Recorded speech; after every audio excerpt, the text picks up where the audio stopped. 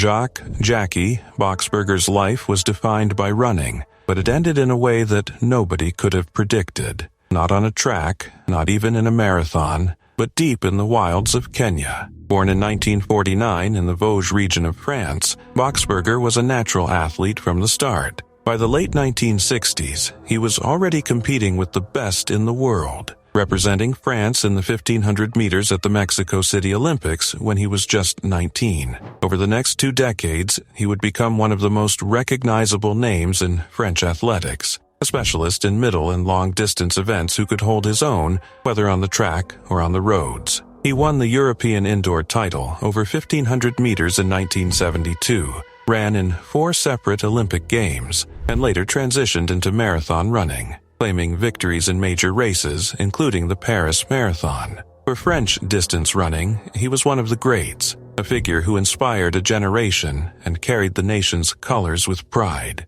Yet Boxberger's life was never just about medals and times. He had the kind of charisma that drew people in, and his career had its share of highs and lows, the kind that make a story richer. Injuries and fierce competition meant he never stood on an Olympic podium, but he remained admired for his consistency, his longevity, and his refusal to give up the sport he loved. Even in retirement, athletics was in his blood. He passed that spirit on to his daughter Ophélie, who followed her father into competitive running. Family, adventure, and athletics were the core themes of his life until a holiday safari in 2001 turned it all upside down. In August of that year, Boxberger was in Kenya with his wife and daughter, traveling through Tsavo East National Park. Yeah, it should have been a beautiful trip, a chance to experience wildlife in its natural habitat, far away from the regimented world of training schedules and stopwatch timings. Instead, it became the final chapter of his story. According to reports,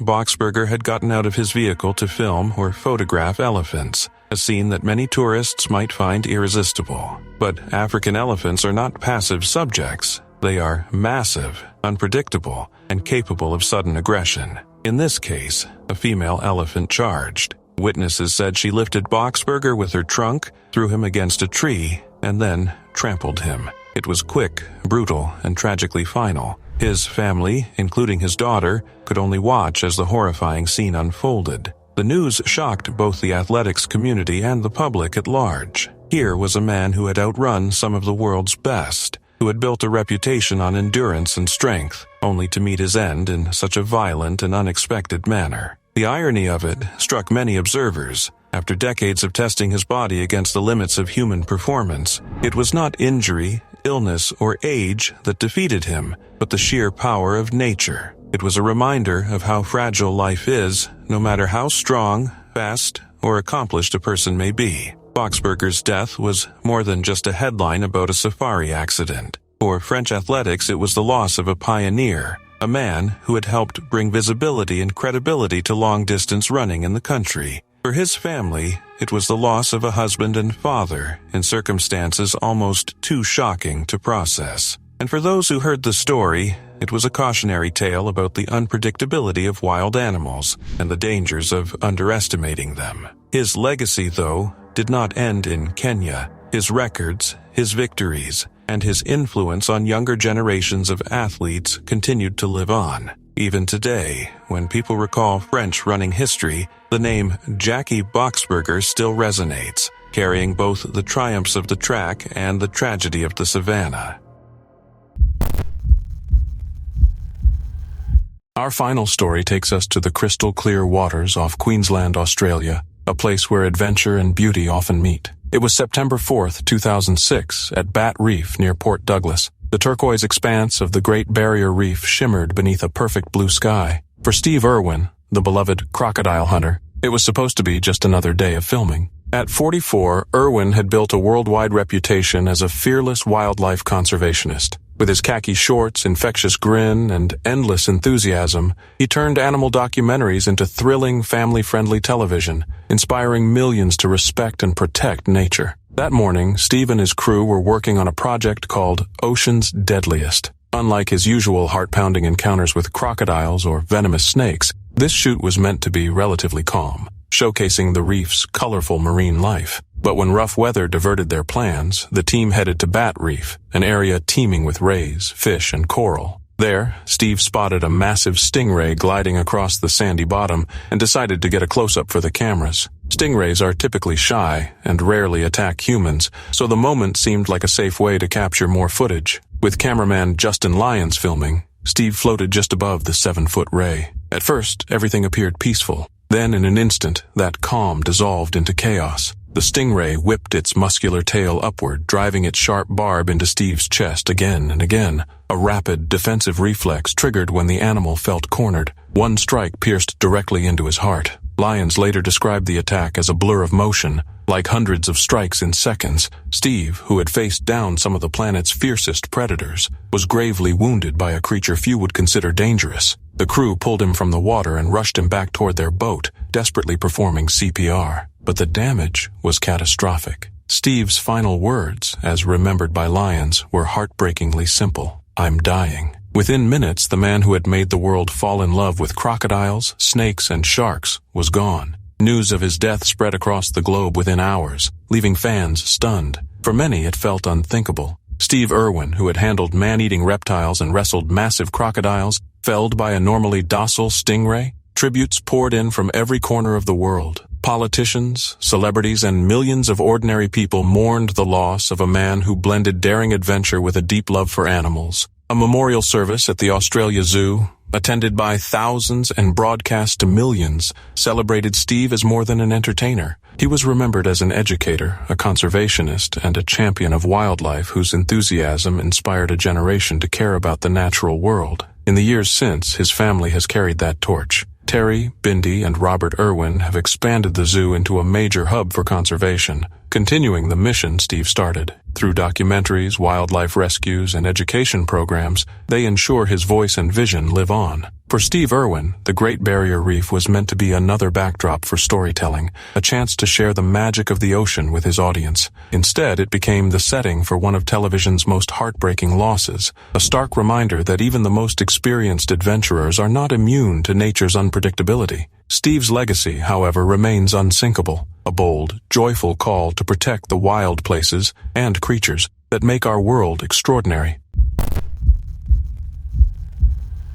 Jacques Boxberger was the kind of man who made running look like poetry. Born in France in 1949, he was a celebrated middle-distance runner who represented his country in 4 Olympic Games. For decades, he lived in the rhythm of stadium cheers, record-breaking sprints, and the thrill of competition. After retiring from athletics, he traded running tracks for the open plains of Africa, not to chase medals this time, but to chase memories. In 2001, during a family safari in Kenya, that pursuit turned tragically fatal when an elephant, one of the most majestic creatures on Earth, turned into an unexpected force of destruction. The story sounds almost unreal, like something out of a wildlife documentary that takes a horrifying turn. Boxberger was filming elephants in the wild, mesmerized by their sheer presence. Elephants are often seen as gentle giants, intelligent and emotional animals that symbolize calm strength. But nature has its own rules, and sometimes it reminds us that wild animals, no matter how peaceful they appear, are still wild. As Boxberger focused his camera, one elephant reportedly became agitated, perhaps feeling threatened or protective. In a sudden, violent shift from serenity to chaos, the elephant charged. Within seconds, it had lifted Boxberger with its trunk, slammed him to the ground, and trampled him to death before anyone could react. His wife and daughter, watching helplessly, were left in shock. Their dream vacation turned into a nightmare. For someone who had faced the pressure of Olympic finals, this was the last challenge anyone could imagine. The contrast was cruel. A man who had dedicated his life to discipline and control, undone by a creature whose power is purely instinctive. It was the kind of tragedy that shook both the sports world and the public, a reminder that no amount of fame or fitness can shield a person from nature's unpredictability. French newspapers mourned him as a national hero, gone too soon and in such an extraordinary way. Friends described him as a man full of energy, always eager to explore new horizons. That spirit, the same curiosity that led him across finish lines and continents, was what brought him to Kenya, and, heartbreakingly, what placed him too close to danger. What made the incident even more haunting was its irony. Boxberger had spent years studying the limits of human endurance, running until his lungs burned, muscles screamed, and crowds roared. Yet his final moments were beyond any contest, beyond any preparation. There is something deeply humbling about that. The idea that even someone who has conquered physical extremes can still be at the mercy of the natural world. His death was not the result of recklessness or foolishness, but of being in the wrong place at the wrong time, in front of a creature powerful enough to change the course of a life in an instant. In the aftermath, tributes poured in from athletes and fans alike. They remembered not the gruesome way he died, but the graceful way he lived. A man who ran with purpose and carried the quiet confidence of someone who loved the challenge more than the victory. His story now serves as both inspiration and caution, a reminder to admire the wild but never underestimate it. Nature, beautiful as it is, operates on instinct and not emotion, and sometimes the line between wonder and danger is thinner than we think. Jacques Boxberger's legacy endures, not just as a runner who represented France on the grandest stages, but as a symbol of how unpredictable life can be. His death in the African savannah remains one of those stories that feels surreal, a tragic meeting of human curiosity and natural might. In a way, he left this world doing what he loved, exploring, observing, and trying to capture life's beauty. But the wild, as he discovered in his final moments, has a beauty that does not always want to be captured. In February 2010, SeaWorld Orlando was buzzing with excitement. Families with kids clutching cotton candy and cameras were there to see the star attractions. Massive orcas leaping gracefully out of the water, soaking everyone in the splash zone. Among the trainers, Dawn Brancheau was the shining figure. With her trademark ponytail, warm smile, and years of experience, she wasn't just another trainer. She was one of SeaWorld's most seasoned performers and a favorite among visitors. Her job wasn't just about feeding fish to these enormous creatures. It was about building a bond, a relationship of trust with animals that weighed as much as a bus. And on that day, her stage partner was none other than Tilikum, SeaWorld's largest orca and, as it turned out, one of its most infamous. The show began like any other. Tilikum swam gracefully, showing off tricks and splashing the crowd. After the main performance, Dawn stayed behind for what was supposed to be a calmer, more intimate moment called Dine with Shamu. Here, guests could watch trainers interact with the whales while enjoying their meals. Dawn leaned over, rubbing Tilikum's head, guiding him through gentle behaviors. It was routine, almost second nature to her. But within seconds, routine turned into chaos. Tilikum lunged and grabbed her. Some witnesses claimed by her ponytail, others by her arm or shoulder, but the result was the same. He pulled her into the water with terrifying force, and what followed was a horrifying struggle witnessed by guests, staff, and even children. Trainers scrambled, throwing nets and attempting to distract him, but the sheer size and power of the animal made rescue impossible. Tilikum dove, resurfaced, and thrashed about, holding Dawn beneath the water again and again. By the time SeaWorld staff managed to move him into a smaller medical pool and retrieve her body, it was too late. Dawn had suffered drowning and catastrophic injuries, including broken bones, spinal damage, and blunt force trauma. The tragedy sent shockwaves through SeaWorld and beyond. Dawn wasn't just an employee, she was a beloved trainer, someone who embodied the dream of working with these magnificent creatures. Guests who had admired her that day left traumatized, and the public soon began asking uncomfortable questions. Should orcas, highly intelligent and social animals, really be kept in captivity? Was the danger to trainers underestimated for the sake of entertainment? And perhaps, most hauntingly, had this been preventable? Tilikum already had a history, and not a minor one. He had been involved in the death of a trainer in Canada in 1991 and another incident in 1999 when a man who snuck into his pool was found dead the next morning. Dawn's death was the third and most public in a series of red flags that seemed impossible to ignore. The reality was that Tilikum's behavior was not completely unpredictable, and the risks had been known for years. Yet shows continued because he was also one of the most valuable whales in the park. His massive size and commanding presence made him a crowd favorite, but that same size was what made him nearly impossible to control once he decided to act on his own terms. In the aftermath, SeaWorld made sweeping changes. Trainers no longer performed water stunts alongside orcas, and new safety protocols were introduced. But the impact went far beyond one company's policy adjustments. Dawn's death became the catalyst for a much larger conversation about the ethics of keeping orcas in captivity. Documentaries like Blackfish took her story and Tilikum's history and presented them to the world, igniting outrage, protests, and calls for reform. Public sentiment began to shift, attendance at marine parks dropped, and even legislation was proposed to ban orca breeding programs. For Dawn's family, friends, and colleagues, the loss was deeply personal and devastating. For SeaWorld, it was transformative, forcing them to change how they operated and eventually leading to the decision to phase out orca shows altogether. For the world, it was a sobering reminder of the raw power of nature and the ethical dilemmas of trying to bend it to human entertainment. Dawn Brancheau's legacy lives on, not only as a gifted trainer who loved her animals, but as a symbol of why respect for the wild should always come before spectacle.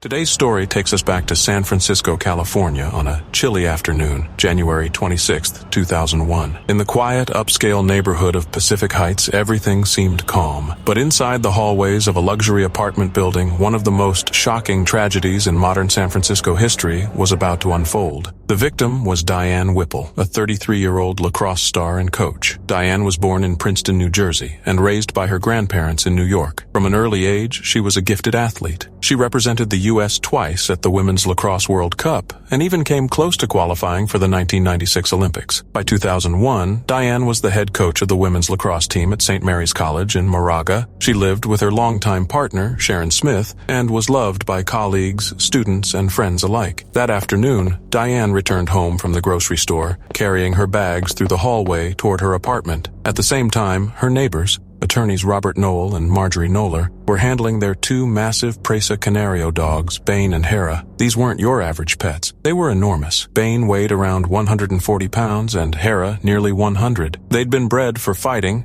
and had ties to Paul Cornfed Schneider, a violent Aryan Brotherhood gang member serving life in prison, whom Knoll and Knoller had strangely befriended and adopted. For months, residents in the building had complained that the dogs were dangerous. Some neighbors reported being bitten or threatened. A dog walker had even warned Knoller to use muzzles, but nothing changed. As Diane walked past, Bane suddenly lunged. What followed was terrifying. Witnesses later said they heard Diane's screams echo through the hallway as the huge dog attacked. The assault was brutal. She suffered 77 bite wounds to her arms, legs, and torso, with only her scalp and the soles of her feet untouched. Her throat was torn open. Neighbors tried desperately to pull the animal off, and emergency crews rushed Diane to the hospital, but it was too late. She died from massive blood loss. That same day, Bane was euthanized. Hera was seized and later put down as well. Public outrage exploded. These weren't stray animals. They were known threats, and their owners had been warned again and again. By March 2001, both Knoll and Knoller were charged. Knoller faced second-degree murder and involuntary manslaughter, while Knoll was charged with involuntary manslaughter. Both were also convicted of keeping a dangerous animal. The case was so high-profile, it had to be moved to Los Angeles. Knoller tried to claim she'd attempted to stop the attack, even suggesting that Diane's perfume might have triggered the dogs, a comment that only fueled public anger. In 2002, she was convicted of second-degree murder under implied malice, meaning she knew the risk her dogs posed but ignored it. After years of appeals, her conviction was upheld, and in 2008 she was sentenced to 15 years to life. Knoll served a 4-year sentence, was paroled in 2003, and died in 2018. Sharon Smith later filed a civil suit and won $1.5 million, donating part of it to St. Mary's lacrosse program. The case set a legal precedent, proving pet owners can face serious criminal charges if they knowingly put others in danger. For Diane Whipple, a life filled with achievement and mentorship ended just steps from her own front door, a horrifying and completely preventable tragedy. In the summer of 1994, Honolulu wasn't exactly expecting an elephant stampede through its streets, but that is exactly what happened when Tyke, a 20-year-old African elephant, decided she had enough of the circus life. Tyke was not just another animal in the show. She was the main act. a 4-ton star who had spent most of her life performing tricks for applause and peanuts. But years of training, constant travel, and endless performances had turned that star into a ticking time bomb. And on August 20th, during a circus performance at the Neil S. Bladel Center, the bomb finally went off. The crowd had gathered for an evening of acrobatics, laughter, and exotic animals, the usual family circus scene. But as Tyke entered the ring with her trainer, Alan Campbell, things took a sharp turn. Witnesses recalled her looking restless, even agitated, as if she sensed something was off. Within moments, chaos erupted. Tyke suddenly attacked Campbell, tossing him like a rag doll before fatally crushing him. The audience, frozen in disbelief, erupted into screams as another handler, Dallas Beckwith, rushed in to help, only to be severely injured himself. In a matter of seconds, the joyful circus turned into a scene of pure horror, with families running for their lives and children crying as Tyke broke free from the arena. What followed next could have been straight out of an action movie, if it were not so devastatingly real. Tyke charged through the streets of downtown Honolulu, her massive frame thundering down the pavement as cars swerved and bystanders scattered. Witnesses described her as confused, terrified, and unstoppable. Police cars surrounded her, sirens blaring, as the city tried to contain the mayhem. It took nearly 90 bullets to finally bring Tyke down after a 30-minute rampage that left a trail of chaos, blood, and heartbreak. The sight of her massive body collapsing onto the hot pavement marked one of the most haunting endings in the history of animal entertainment. The footage of the event spread quickly, first through local news, then across the world. People were horrified not just by the rampage, but by the realization of what drove it. Tyke's attack was not random. It was the result of years of suffering under harsh training methods, isolation, and unnatural captivity. Reports later revealed that she had shown aggression before, even injuring trainers in earlier performances, but those warnings were ignored in favor of profit and spectacle. Her death, caught on camera and replayed countless times, became a symbol of everything wrong with the use of wild animals for entertainment. In the aftermath, public outrage exploded. Protesters demanded justice for Tyke, arguing that her rampage was a desperate act of self-defense, a cry for freedom. Lawsuits followed, and animal rights groups like PETA and the Humane Society used the incident to push for bans on wild animal performances. Over time, their efforts began to pay off. Hawaii eventually became one of the first states to restrict the use of exotic animals in circuses, and many other countries soon followed suit. Tyke's story was later turned into the emotional documentary Tyke Elephant Outlaw, which reignited conversations about how humans treat the animals we claim to love. Today, Tyke's name still echoes through the animal rights movement, a tragic reminder of how even the most powerful creatures can be broken by human cruelty. Her story is not just about one elephant's rampage, it is about what happens when we forget that animals feel fear, pain, and anger too. In the end, Tyke did not die as a monster. She died as a victim of a world that caged her for entertainment. And though her rampage shook Honolulu to its core, it also sparked something bigger, a long overdue wake-up call that maybe, just maybe, the circus should leave the wild out of its spotlight.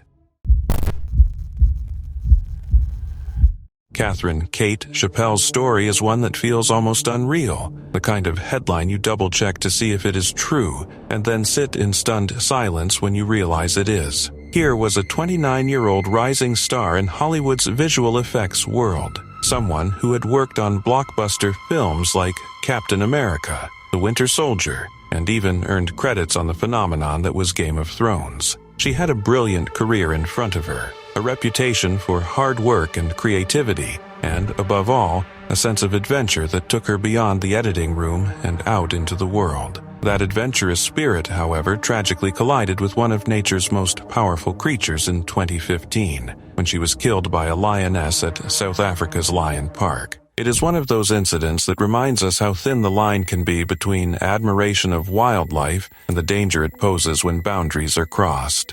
On June 1st, 2015, Chappelle was touring the Lion Park just outside Johannesburg. It was not her first trip to South Africa, as her friends and family said she was passionate about conservation and deeply interested in wildlife, which made the safari an experience that fit her personality perfectly. But safaris come with rules, and one of the most important is deceptively simple. Keep the windows up. The park has signs everywhere. The guides repeat it to every visitor, and the rule exists for the very reason you might expect, because lions are not fluffy cats lounging in the sun. They are apex predators that can strike in a split second. Unfortunately, in a moment that proved fatal, Chappelle rolled down her window to take photos of the animals. Within seconds, a 9-year-old lioness lunged at the opening, sinking her teeth into Chappelle and delivering a wound so severe that she could not be saved, despite the desperate efforts of park staff and paramedics.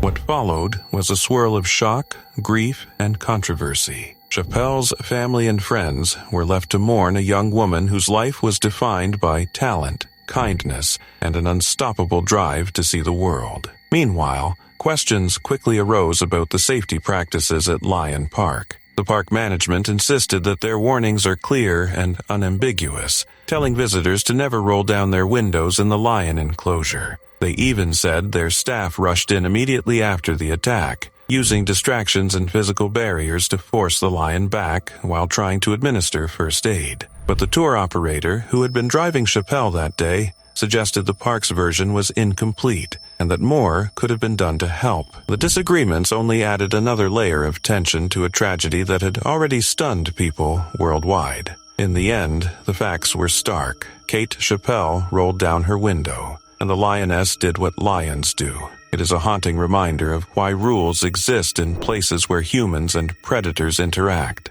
Unlike the safety of a film set, where Chappelle had spent much of her career conjuring illusions of danger through visual effects, the threat she faced that day was all too real and impossible to edit away. And perhaps the cruelest irony is that she was not someone who treated wildlife carelessly. She had come to South Africa not just as a tourist, but as someone genuinely invested in conservation and fighting poaching. Her intentions were good, her passion genuine, but a single choice in the wrong setting proved fatal. Chappelle's death still resonates because it symbolizes both the allure and the peril of the wild. Safaris offer people the thrill of being close to magnificent animals, but they also demand respect for the rules that separate wonder from disaster. For Kate, whose work brought dragons and battlefields to life on screen, her final chapter was written by nature itself, swift, brutal, and unforgettable. And while her story is heartbreaking, it also serves as a sobering lesson.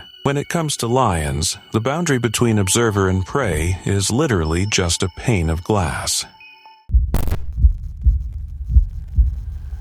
Our next story takes us deep into the wilds of Alaska, a place where beauty and danger exist side by side. It was October 2003 in Katmai National Park, a sprawling, untamed expanse along Alaska's rugged coast. For more than a decade, Timothy Treadwell had made this wilderness his summer home, sharing the landscape with some of the largest grizzly bears in North America. To his supporters, Timothy was a passionate protector of wildlife, a man determined to build a bridge between humans and animals most people feared. To his critics, he was a thrill-seeker pushing the limits of common sense, daring fate one season too many. Treadwell wasn't always the rugged bear man. Born in 1957, he once dreamed of Hollywood fame, hoping to carve out a career as an actor. But after years of frustration and setbacks, he reinvented himself completely, adopting a new persona as a self-styled guardian of grizzlies. His boundless enthusiasm and almost childlike wonder made him a compelling figure. Schools invited him to speak, television crews followed him into the wild,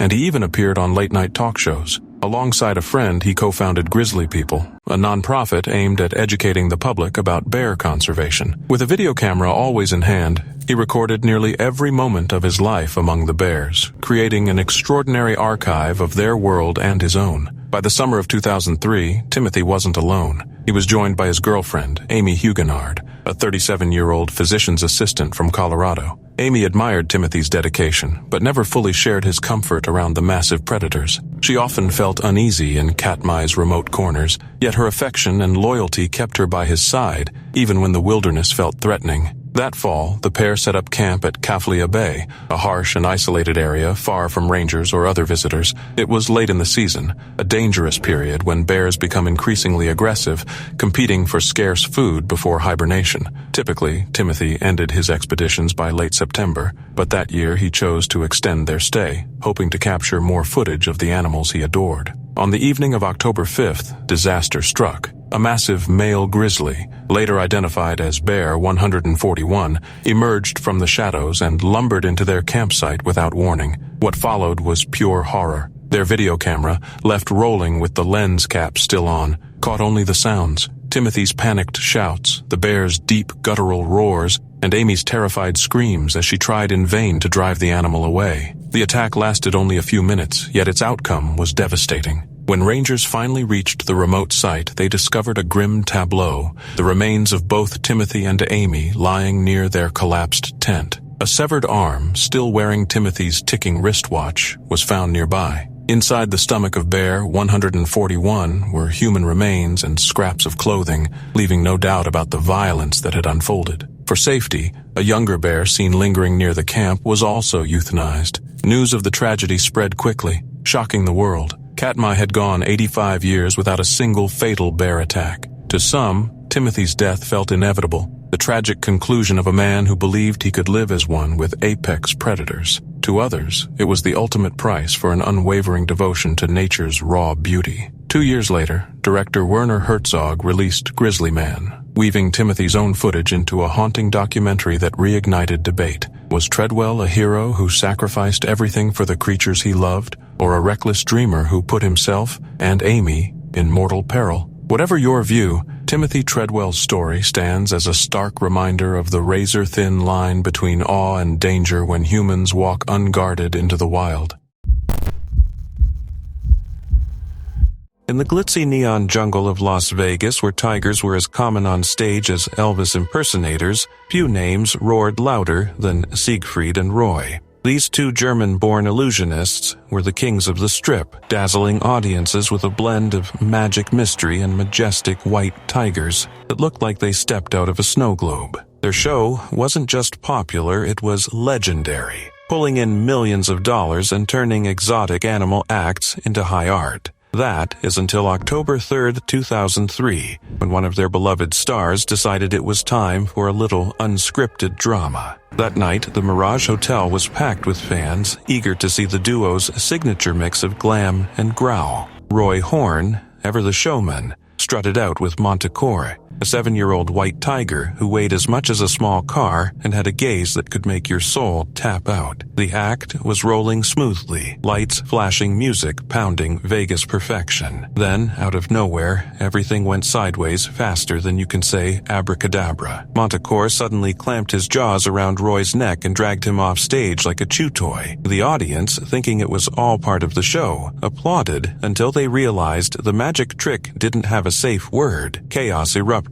as crew members rushed in, swinging fire extinguishers and shouting commands, while the tiger refused to let go. It was pure pandemonium, and the illusion of control shattered in an instant. Roy miraculously didn't die on the spot, but the damage was catastrophic. He suffered severe neck injuries, massive blood loss, and later a stroke that left him partially paralyzed and with lasting brain damage. His partner, Siegfried Fischbacher, was devastated. The show was shut down immediately, and Siegfried and Roy at the Mirage went from a Vegas institution to a tragic legend overnight. Roy spent months in recovery, defying medical odds just to talk and walk again. When he eventually appeared in public years later, he was still smiling because that's the kind of man who brings a tiger on stage and calls it love. Now you'd think being bitten by a 400-pound predator would make Roy furious, but nope, he defended Manticore until the end. He insisted the tiger hadn't attacked him out of aggression, but had actually saved him after he suffered a stroke mid-performance. According to Roy, Manticore sensed something was wrong and tried to drag him to safety like a furry paramedic. Animal behaviorists, however, weren't entirely buying that story. Some claimed the tiger reacted to confusion or an unintentional cue, while others thought it was simply a reminder that wild animals, no matter how trained, don't do scripts. Still, Roy's love for his animals never wavered. He even continued to visit and care for Paquirri, who lived until 2014. The incident didn't just end one of Vegas's biggest acts, it also sparked global conversations about animal welfare, entertainment ethics, and the limits of human control. The Mirage eventually replaced its iconic tiger show with Cirque du Soleil trading clause for contortionists. But even after the curtain fell, Siegfried and Roy remained inseparable. They lived quietly together in Las Vegas, surrounded by their beloved animals and memories of their once magical empire. Roy passed away in May 2020, not from a tiger's teeth, but from complications related to COVID-19. Siegfried followed a year later, closing the final act on one of showbiz's most extraordinary partnerships. Their story remains both enchanting and eerie, a reminder that when you dance with tigers, you're not just playing with magic, you're gambling with nature itself. And in Vegas, if the house always wins, sometimes the tiger does too.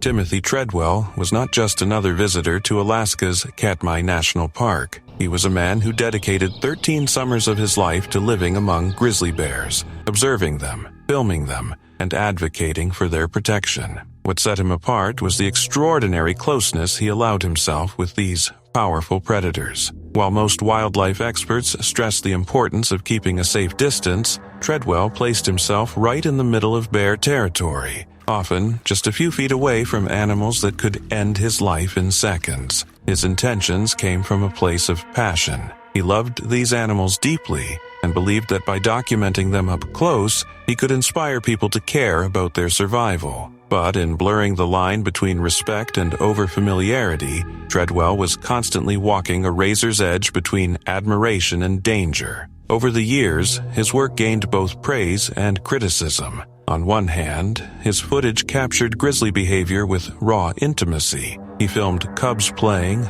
bears foraging, and interactions that few had ever witnessed so closely. His narration reflected his almost childlike wonder and emotional bond with the animals. On the other hand, park rangers and biologists warned that his behavior was reckless and potentially harmful, both to him and to the bears. By approaching them so fearlessly, he risked habituating them to human presence, a dangerous precedent that could lead to future conflicts. Treadwell dismissed these warnings, believing he had built a mutual trust with his bears. He spoke of them as friends, even protectors, insisting that his presence was welcomed in their world. Yet, the wilderness is not ruled by sentiment. Grizzly bears, despite their majesty and beauty, remain wild animals governed by instinct and survival. In October 2003, at the end of what would be his final season in Katmai, Treadwell returned with his girlfriend, Amy Huguenard. They camped later in the season than usual, a time when bears grow hungrier and more aggressive in preparation for winter hibernation.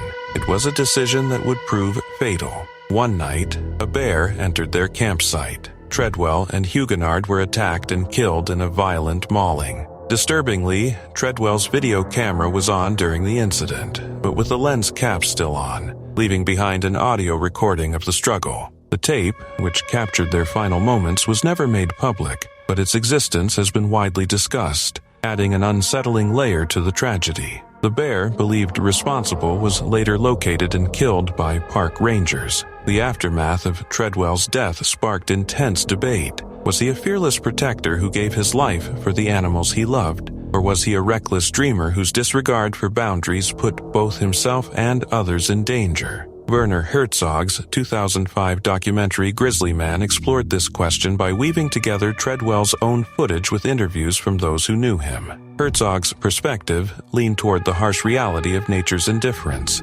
showing how Treadwell's romantic view of harmony between man and predator clashed with the unforgiving laws of the wild. The film portrayed him as a man driven by both passion and denial, a visionary to some and a cautionary tale to others. Today, Timothy Treadwell remains a polarizing figure. His footage continues to captivate audiences, giving an unparalleled look into the lives of Alaskan grizzlies. At the same time, his story is a sobering reminder of the limits of human idealism when faced with raw wilderness. His love for the bears was unquestionable, but it also blinded him to the reality that wild animals cannot be tamed by affection. In the end, his legacy is both inspiring and tragic. He opened the world's eyes to the beauty of grizzlies while demonstrating, in the most devastating way possible, why the boundary between humans and wild predators must never be ignored.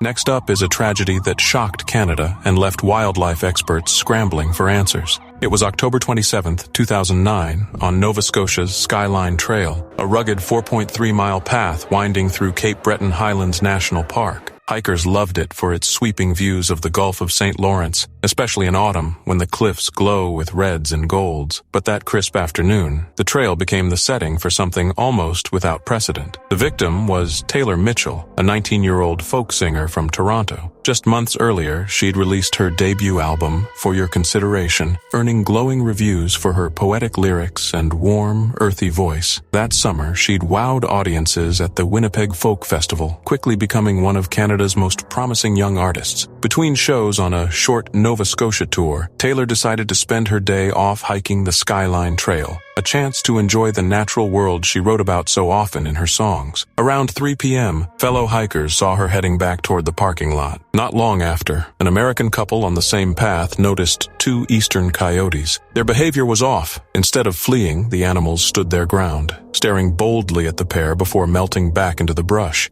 Moments later, desperate cries echoed from deeper in the woods. Taylor had been attacked. At least 2 coyotes had gone after her as she walked alone. Scattered across the trail were her keys, a small pocket knife, and torn clothing, chilling signs of a frantic struggle. Farther down, hikers found her gravely injured, bleeding heavily, with one of the coyotes still hovering nearby. They managed to drive the animal off long enough to call for help. Paramedics rushed Taylor to a hospital in Cheticamp. Then she was airlifted to Halifax's Queen Elizabeth II Health Sciences Center. Doctors worked tirelessly, but her wounds were catastrophic. That evening, she died from massive blood loss. She was just 19. Investigators later confirmed the unthinkable. This was the first recorded case of an adult killed by coyotes in Canada, and only the second fatal attack on an adult in all of North America. Typically, coyotes are shy and avoid people, so why had this happened? Some experts speculated the animals might have been fed by visitors, losing their fear of humans.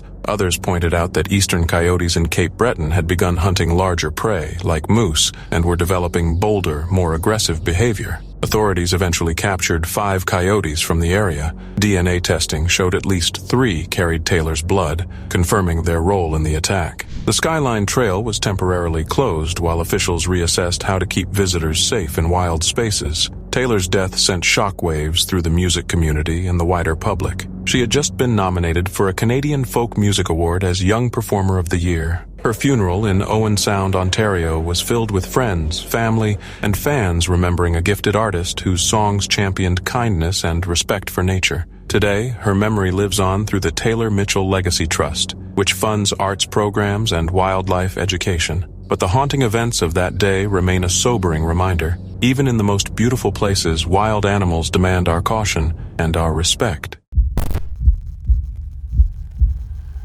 Jean Batten was not just a pilot. She was a force of nature wrapped in silk scarves and determination. Born in 1909 in New Zealand, she grew up with her head quite literally in the clouds, not out of whimsy, but out of ambition. While most young women of her time were expected to follow predictable paths, Jean had her eyes set on the skies. Her mother, a fierce supporter of her dreams, encouraged her to take flight, figuratively and literally. And once Jean took to the air, she never looked back. By the 1930s, aviation was still an uncertain science and an even riskier career for anyone, let alone a woman. But Jean Batten was not one for limits. She trained hard, flew harder, and quickly made a name for herself as one of the boldest aviators of her era. Her solo flights between continents turned her into an international sensation. She broke record after record, flying from England to Australia and later from England to New Zealand,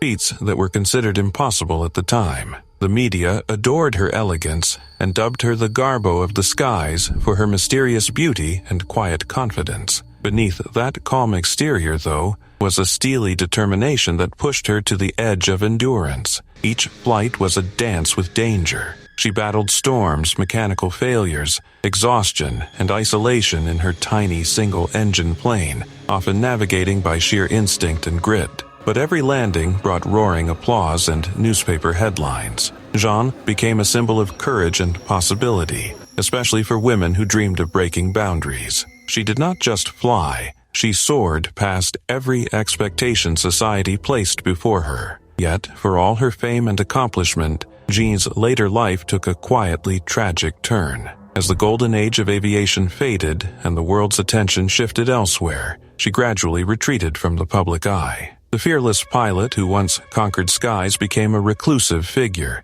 living in solitude on the island of Majorca in Spain. Her glamorous adventures were replaced by quiet days and fading memories of applause. Still proud and independent, she kept to herself, wary of modern medicine and reluctant to rely on anyone. In 1982, an incident that seemed minor at first would lead to her untimely end. While staying in a small town, she was bitten by a dog. It was not a dramatic wild animal attack or a daring accident, just an ordinary bite that most people would have brushed off. But Jean, true to her stubborn spirit, refused medical treatment and antibiotics. Infection slowly set in, leading to sepsis and a pulmonary abscess. The woman, who had survived countless life-threatening flights, succumbed quietly and painfully to a simple wound. Even more tragically, her death went unnoticed for years. She had no close family nearby, no journalists following her story, no admirers left to wonder where she had gone.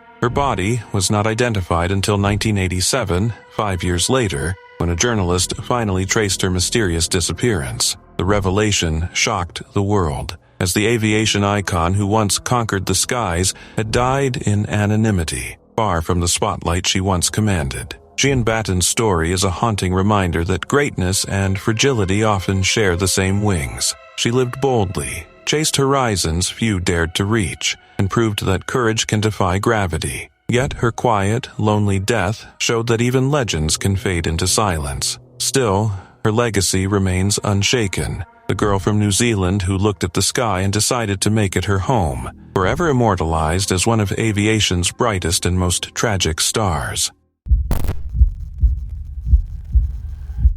When you think of royal deaths, you might imagine assassination plots, battlefield heroics, or political conspiracies. What you probably do not imagine is monkeys. Yet in 1920, Greece's King Alexander I, a young monarch caught between wars and dynasties, met his end not from enemies with swords or bullets, but from an oddly ordinary walk in his palace gardens. It all began at Tatoi Palace, a sprawling royal estate near Athens where Alexander lived in relative isolation, cut off from politics but still bound by the burdens of kingship. On October 2nd, he took his German shepherd out for a stroll, something completely ordinary for a 27-year-old king. What happened next would shake both the monarchy and Greece itself. As Alexander walked, his dog ran into trouble. 2 pet monkeys, kept on the estate by a caretaker, suddenly attacked the dog. What might have been a small scuffle between animals quickly escalated into chaos. The king rushed in to defend his loyal companion,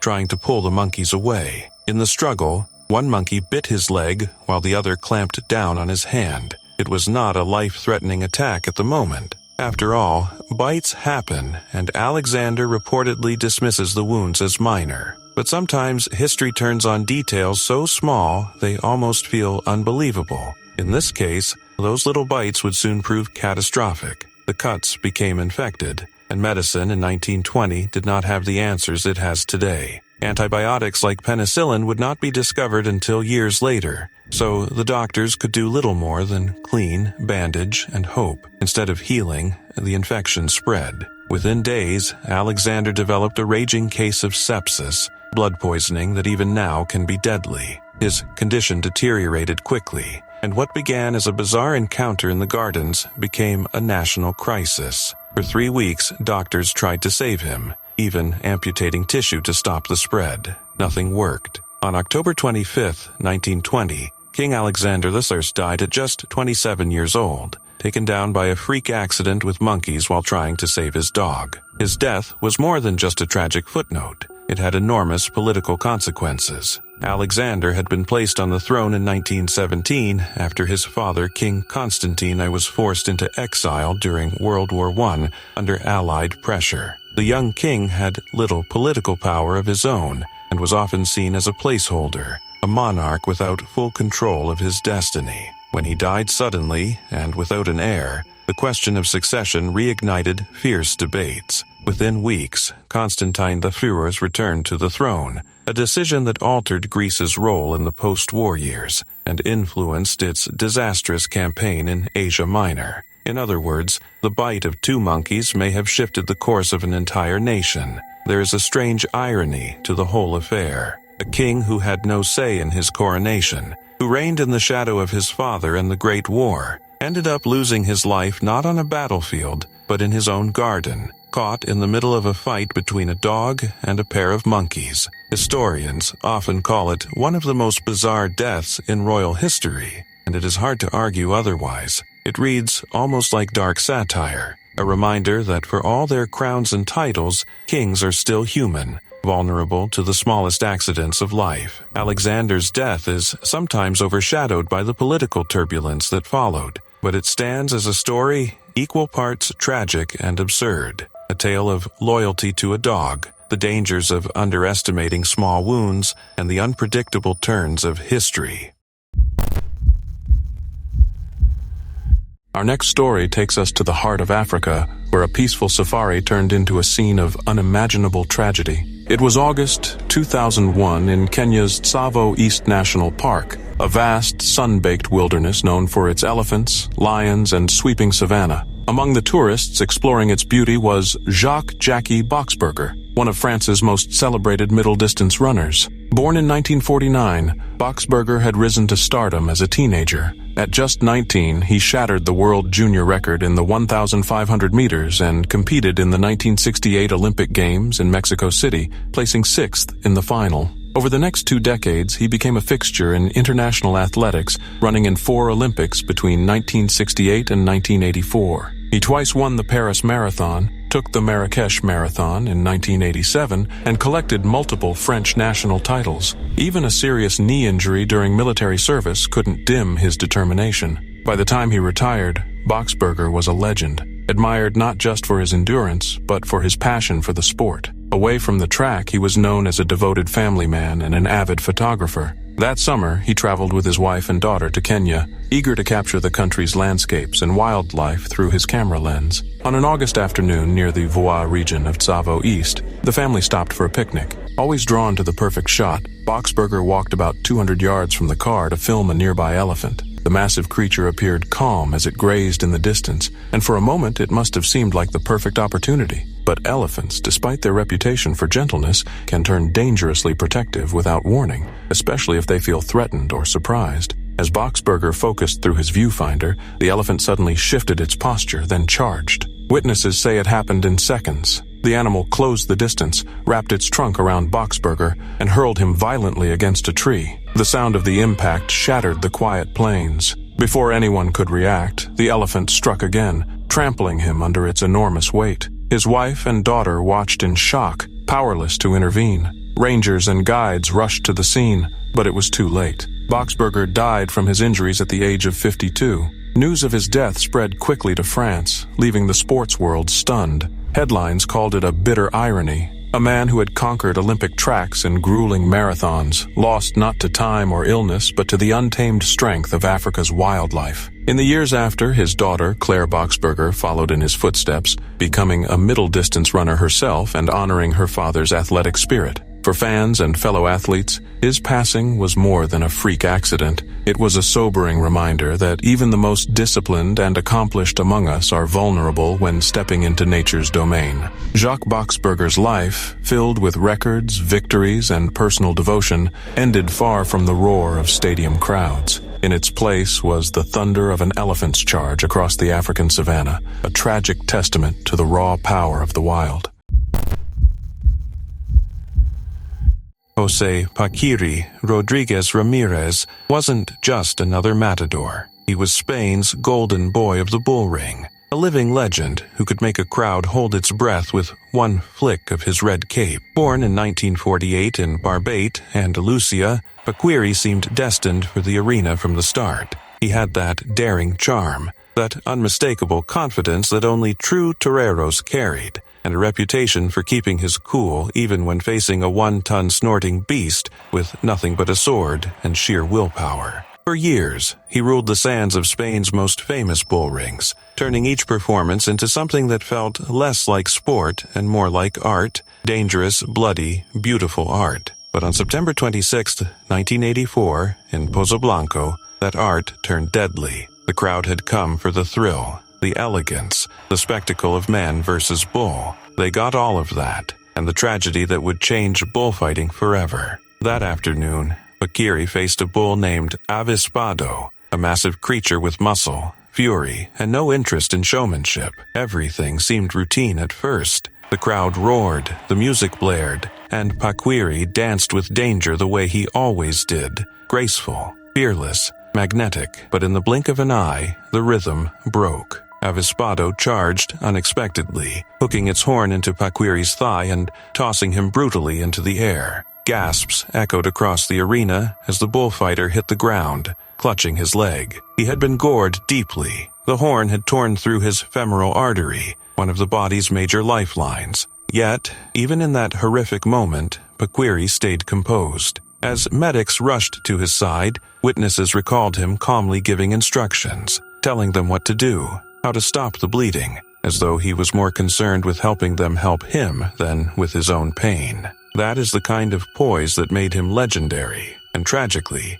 it would be the last anyone saw of his unmatched courage in the ring. The medical staff did what they could, but the facilities in Pozo Blanco were far from equipped for such a catastrophic injury. There was no proper trauma center, no vascular surgeon on standby, and precious minutes slipped away as they scrambled to move him. Despite the chaos, Paquirri remained conscious, even talking to the ambulance crew during the transfer. His strength was unreal, but nature was cruelly indifferent that day. He bled out before reaching a hospital, leaving Spain reeling from the loss. When news of his death broke, it felt like the nation had lost more than just a bullfighter. They had lost a symbol of bravery, elegance, and national pride. His funeral was broadcast on television, watched by millions who couldn't believe the man who once made bulls bow to his will was gone. His wife, the famous singer Isabel Pantoja, was heartbroken, and their son, Francisco José Rivera,